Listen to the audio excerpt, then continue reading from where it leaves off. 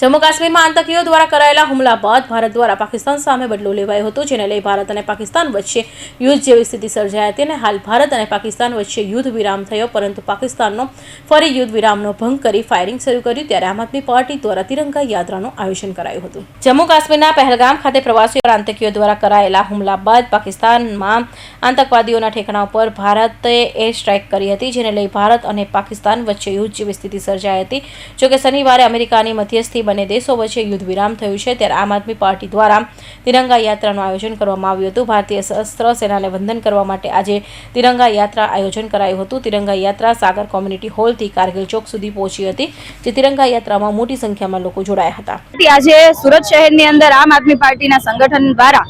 આજે તિરંગા પદયાત્રા કાઢવામાં આવી છે, કારણ કે આપણને ખબર છે કે હાલમાં જે પ્રમાણે દેશની સ્થિતિ છે, દેશમાં જે પરિસ્થિતિ ચાલી રહી છે અને સાથે સાથે આપણી ભારતીય જે સેના પાકિસ્તાન ઉપર જે પાકિસ્તાનને જડબાતોડ જવાબ આપી રહી છે, ત્યારે આખા દેશની જનતા આર્મીની સાથે છે, ભારતીય સેનાની સાથે છે અને એકજૂટ થઈને એમનો સામનો કરવા માટે અત્યારે આપણે સૌ એકજૂટ છીએ અને સાથે છીએ। આજે આ દેશની સેનાને સલામ કરવા માટે, વંદન કરવા માટેનું આ પદયાત્રાનું આયોજન છે, જે આખા ગુજરાતની અંદર તમામ જિલ્લા મથકે આ કાર્યક્રમ થઈ રહ્યો છે અને અમે આ દેશની જનતાની સાથે સાથે આમ આદમી પાર્ટીના તમામ કાર્યકર્તાઓ જ્યારે પણ જરૂર પડશે ભારતીય આર્મીને, ત્યારે અમે તમામ કાર્યકર્તાઓ એમની સાથે છીએ। અત્યારે સાગર કોમ્યુનિટી હોલથી અશોક વાટિકા થઈને અમી પાર્ક થઈને કારગિલ ચોક પૂર્ણાહુતિ થશે।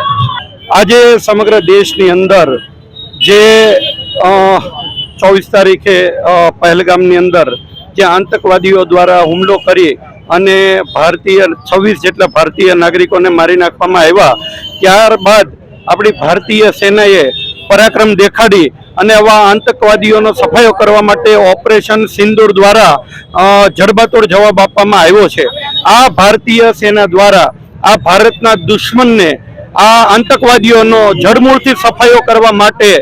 આ સૈન્યએ જે પરાક્રમ કર્યું છે એમને વંદન કરવા માટે, એમની સાથે આ ઘડીએ ઊભા રહેવા માટે એક ભારતીય નાગરિક તરીકે અમે બધા સાથે છીએ અને આ ભારતીય સેના એમને જડબાતોડ જવાબ આપી અને આતંકવાદીઓનો સફાયો કરે એની અંદર અમે સાથે છીએ। અને આ ઘડીની અંદર ભારતીય દેશની અંદર, આપણા દેશમાં જ્યાં પણ જરૂર જણાય ત્યાં સેવા કાર્યની અંદર આર્મીની સાથે બ્લડ ડોનેશન કેમ્પ દ્વારા કે દેશભક્તિ કાર્યક્રમ દ્વારા લોકોની અંદર દેશભક્તિ જાગૃત થાય એના ભાગરૂપે આજે સમગ્ર ગુજરાતની અંદર તિરંગા યાત્રાનું આયોજન કરવામાં આવ્યું છે અને આજે સુરતની અંદર પણ અમે આ આયોજન કરવામાં આવ્યું છે।